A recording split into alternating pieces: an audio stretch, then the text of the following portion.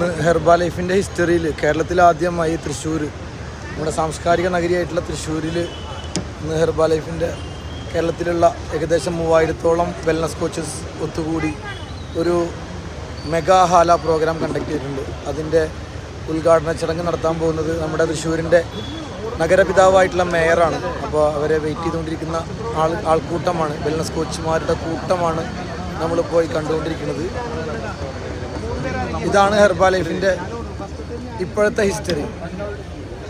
അതല്ലാതെ വിവരമില്ലാത്തവരും ബുദ്ധിയില്ലാത്തവരും മറ്റുള്ള രീതിയിൽ ആളുകളെ പറ്റിക്കുന്ന ആളുകളും കാണിക്കുന്ന ആ കൂത്താട്ടമല്ല ഹെർബാ ലൈഫിൻ്റെ ഹിസ്റ്ററി എന്ന് പറയുന്നത്.